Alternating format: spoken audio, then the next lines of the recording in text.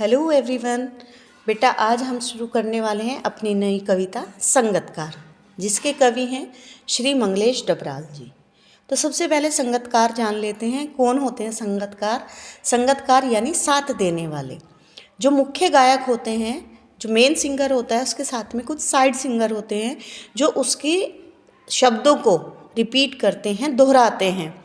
तो मुख्य गायक के पीछे खड़े होकर उसका साथ देने वाले, उसके साथ में गाने वाले जो गायक होते हैं, उससे छोटे गायक होते हैं, वो कहलाते हैं संगतकार। ठीक है। तो संगतकार को हम बहुत कम समझते हैं। जब नाम होता है तो मुख्य गायक का ही नाम होता है, संगतकार का नाम नहीं होता। लेकिन फिर भी वो अपना पूरा योगदान देते हैं, ये उनकी महानता है। ठीक है। तो अब शुरू करते हैं पहली पंक्ति से। मुख्य गायक के चट्टान जैसे भारी स्वर का साथ देती। तो मुख्य गायक की जो आवाज़ है वो चट्टान के समान भारी है। अब जहाँ भी अर्थ में आपको के समान मिल जाएगा, ये समझिए वहाँ पर उपमा अलंकार है, लिख लीजिए। तो मुख्य गायक की आवाज़ कितनी कैसी है? बहुत भारी स्वर की है और चट्टान जैसी भारी है। तो ऐसे स्वर का साथ देती वह आवाज़ सुंदर कमज़ोर कांपती हुई थी।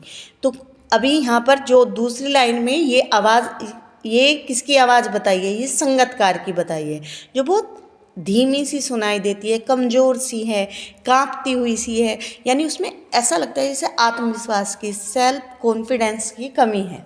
ठीक है। तो ऐसी आवाज़ है संगतकार की। तो आपको दोनों की आवाज़ों में अंतर पता लग गया होगा।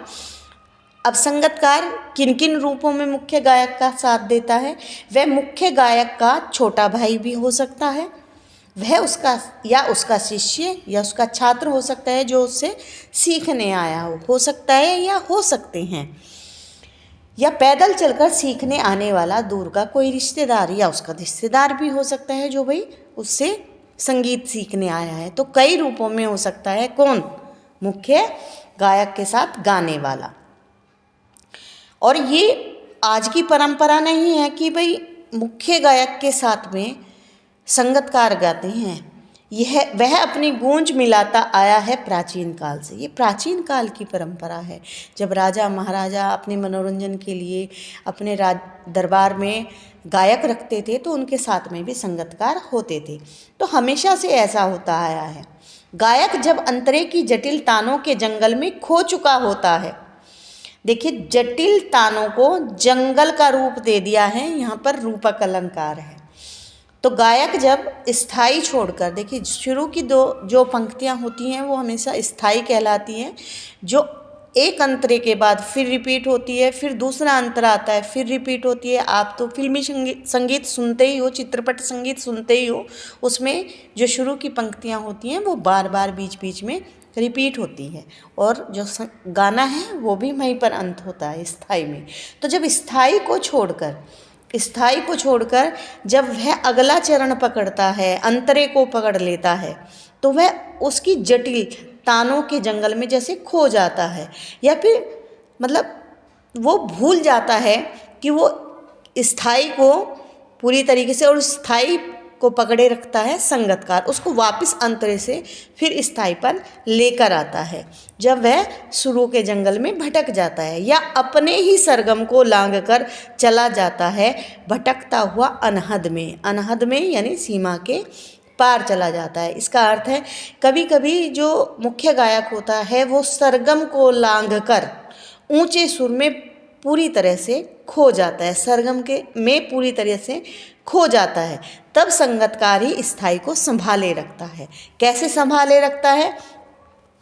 जैसे समेटता हो मुख्य गायक का पीछे छूटा हुआ सामान।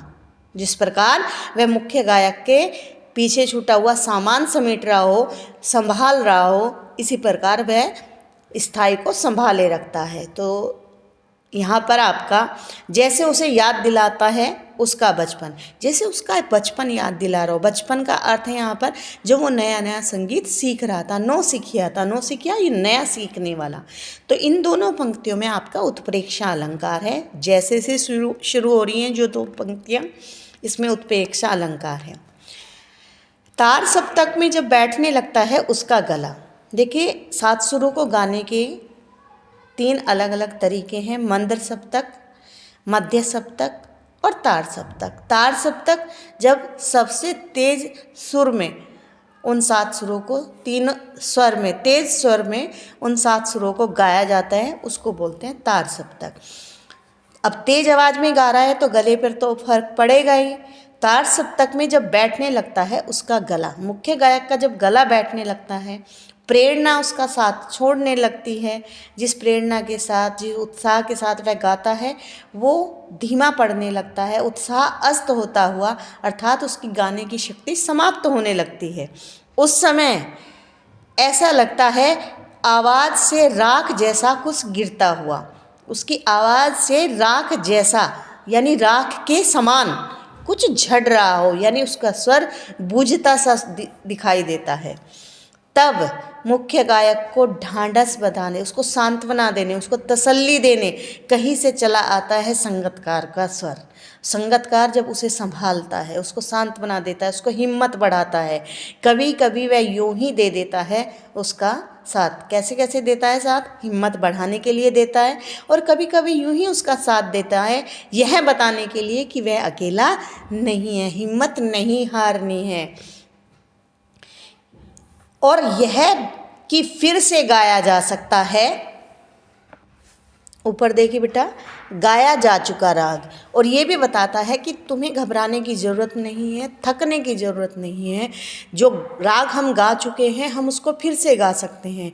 जो हम पहले गा लिया है हमने, जो मुखड़ा है गाने का, जो स्थाई है, उसको फिर से गा सकते हैं। आगे कहते हैं, और उसकी आवाज़ में एक हिचक साफ सुनाई देती है, जो अपने स्वर को ऊंचा न उठाने की जो कोशिश है। ठीक है, देखिए जो संगतकार है उसकी आवाज़ में हिचक होती है, घबराहट सी सुनाई देती है, या फिर वो कोशिश नहीं करता अपने स्वर को ऊंचा उठाने की। क्यों नहीं करता? उसका क्या कारण है? उसे उसकी विफलता नहीं, उसे उसकी कमजोरी नहीं मानना है। वह कमज़ोर नहीं है, वह कभी कभी उसमें इतना गुण होता है कि वह मुख्य गायक से भी अच्छा गा सकता है। उसकी मनुष्यता समझी जानी चाहिए, ये उसकी मनुष्यता है, उसकी इंसानियत है, क्योंकि वह अपने गुरु का सम्मान करता है, अपने बड़े भाई का सम्मान करता है। वो जितना भी चाहता है कि नाम किसका हो, वो चाहता है मुख्य गायक का नाम हो, वो अपना नाम करवाना नहीं चाहता, वो उसकी इंसानियत है। ठीक है, तो इसमें एक क्वेश्चन अक्सर पूछ लेते हैं बोर्ड में कि किन किन क्षेत्रों में या फिर किन्हीं 2 क्षेत्रों में बताइए जहाँ पर संगतकार जैसे लोग काम करते हैं।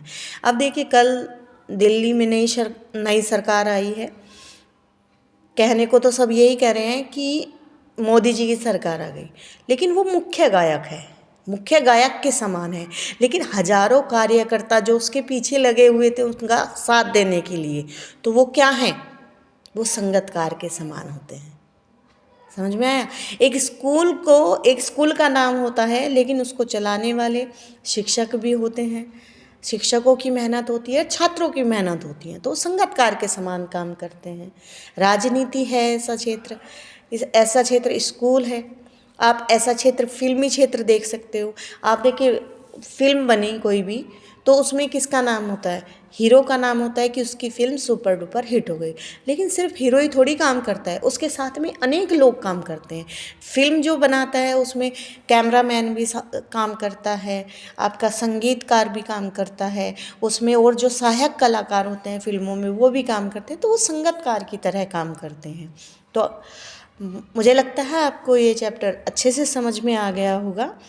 ठीक है, तो देखते रहिए और समझते रहिए, साथ के साथ कमेंट करके बताइए आपको समझ आ रहा है या नहीं आ रहा है।